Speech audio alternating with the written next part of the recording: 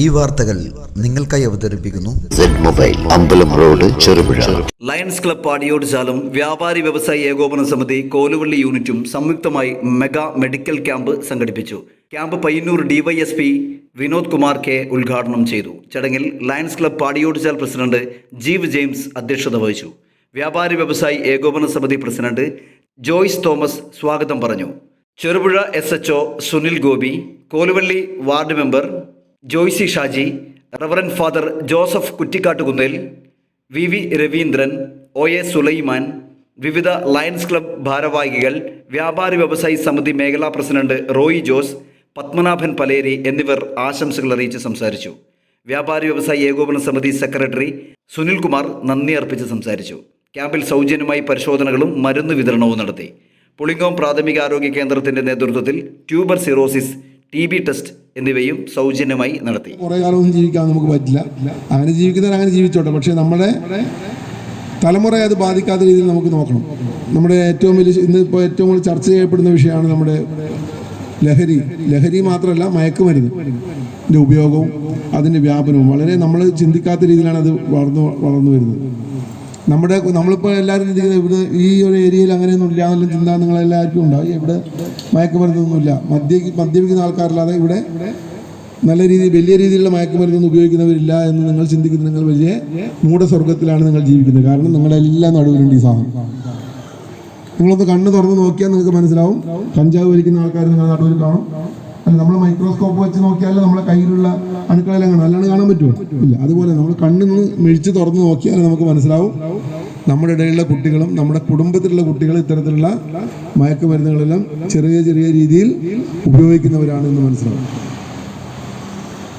പുറത്തേക്കൊന്നും നമ്മൾ കുട്ടികളെ പഠിക്കാനെല്ലാം വിടുന്നുണ്ടെങ്കിലും വളരെ ഭയപ്പാടോടുകൂടിയാണ് ഇന്ന് കുട്ടികളെ നമ്മൾ പുറത്തേക്ക് വിടുന്നത്. കാരണം നമുക്ക് വിശ്വസിക്കാൻ പറ്റില്ല, ഇവരതിൻ്റെ അടിമകളായി മാറുന്നത് എപ്പോഴാണെന്ന് നമുക്ക് മനസ്സിലാക്കാൻ പറ്റില്ല.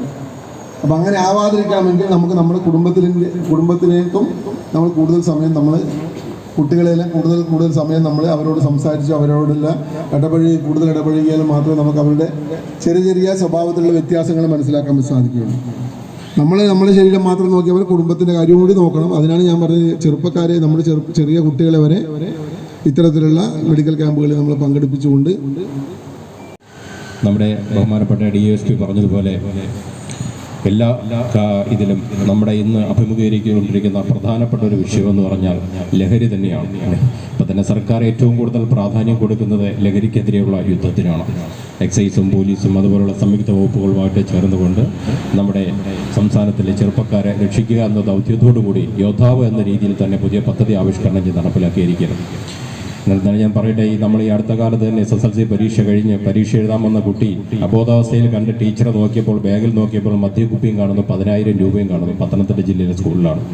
അങ്ങനെ അധ്യാപകൻ കുട്ടിയുടെ രക്ഷകർത്താക്കളെ വിളിച്ച് പരീക്ഷ എഴുതിച്ചില്ല, കൂട്ടിവിട്ടു അല്ലേ.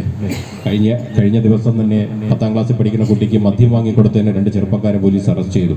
ഇതെല്ലാം നമ്മൾക്ക് ഇപ്പോൾ നമ്മുടെ സമൂഹത്തിൽ കേട്ടുകൊണ്ടിരിക്കുന്ന വാർത്തകളാണ്. നമ്മളെല്ലാം സ്കൂളിലും നമുക്കറിയാം, നമ്മുടെ ഈ നാട്ടിൽ തന്നെ എത്രയോ കേസുകൾക്ക് നമുക്ക് അറിയാം. പക്ഷെ മറ്റൊരാളോട് പറയാനോ ഒന്നും ആകുകയില്ലാത്തൊരവസ്ഥയാണ്. പക്ഷെ അവരെ നമുക്ക് രക്ഷപ്പെടുത്തിയേ പറ്റൂ. അതുകൊണ്ട് നിങ്ങൾ ഓരോരുത്തരും എന്നെ അറിയിക്കുകയോ അതുപോലെ കമ്മിറ്റി അംഗങ്ങളെ അറിയിക്കുകയോ ചെയ്തു കഴിഞ്ഞാൽ മറ്റൊരാളിലേക്ക് ഈ വിവരം പോകാതുകൊണ്ട് നമുക്കത് പോലീസിന് ഇൻഫോം ചെയ്യാൻ സാധിക്കും. അതുകൊണ്ട് നിങ്ങളെ ഓരോരുത്തരും സഹായം അപേക്ഷിക്കുകയാണ്. നിങ്ങളെ ഓരോരുത്തരും സഹകരിക്കുക.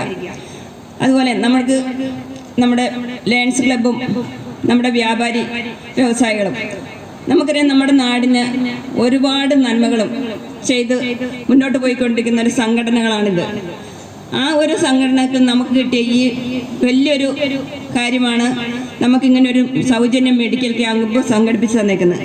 അതുകൊണ്ട് ഈ കോലുവള്ളി നാട്ടിലെ എല്ലാവരും അവരോട് കൂടുതൽ സഹകരിച്ചുകൊണ്ട് നമുക്ക് ഈ മെഡിക്കൽ ക്യാമ്പ് എല്ലാ തരത്തിലും വിജയമാകട്ടെ എന്ന് ആശംസിക്കുന്നു. ആതുര സേവനത്തിൽ നമുക്ക് കിട്ടുന്ന ഈ ഒരു നല്ലൊരു പ്രവർത്തനം നമുക്ക് നമ്മുടെ നാട്ടിൽ വലിയൊരു പ്രചോദനമാകട്ടെ എന്ന് ആശംസിച്ചുകൊണ്ട് ഞാൻ നിർത്തുകയാണ്.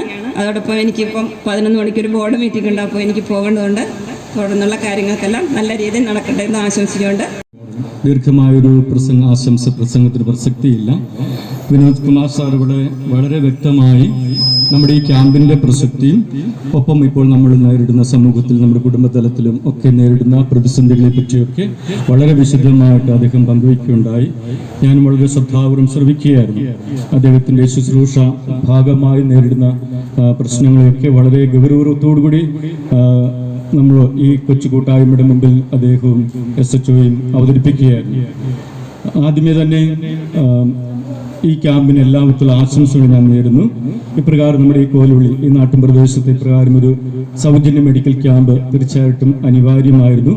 അത് അതിൻ്റെ ആവശ്യകത കണ്ടെത്തി തന്നെ ലയൺസ് ക്ലബ്ബും നമ്മുടെ വ്യാപാരി വ്യവസായ ഏകോപന സമിതിയും കണ്ണൂർ ഹോസ്പിറ്റൽ, മിംസ് ഹോസ്പിറ്റലും അതുപോലെ കാരുണ്യ ഹോസ്പിറ്റൽ പുളിങ്ങോ ഇവരെല്ലാവരും സംയുക്തമായിട്ട് ഈ ക്യാമ്പ് സംഘടിപ്പിച്ചിരിക്കുകയാണ്.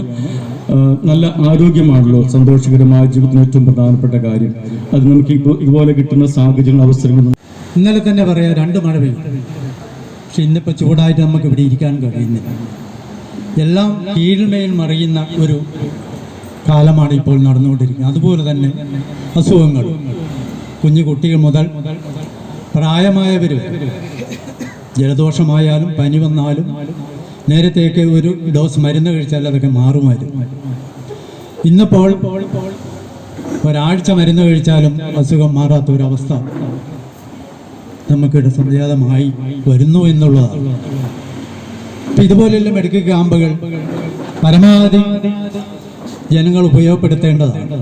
ഇന്നിപ്പോൾ ഞാൻ പറയാം, ഇവിടെ തന്നെ ചെറുപ്പക്കാർ ഒരു മനുഷ്യൻ പോലും ഇല്ല ഈ ക്യാമ്പിൽ പങ്കെടുത്തിട്ടില്ല എന്ന് നോക്കുമ്പോൾ തന്നെ അവരുടേതായ അവരുടെ ചിന്താഗതി ഇതിനോട് എത്രത്തോളം ഉണ്ട് എന്ന് നമുക്ക് കാണാൻ കഴിയും. അപ്പം അങ്ങനെയാണ് ഇന്നത്തെ കാലാവസ്ഥ. അതിനെപ്പറ്റിയൊക്കെ മെഡിക്കൽ ക്യാമ്പ് സംഘടിപ്പിച്ച് ഇത് വിജയകരമാക്കി തീർക്കുവാൻ നമ്മൾ ഏവരും അവരോട് സഹകരിക്കണമെന്ന് ഞാൻ എൻ്റെ അഭ്യർത്ഥിക്കുന്നു.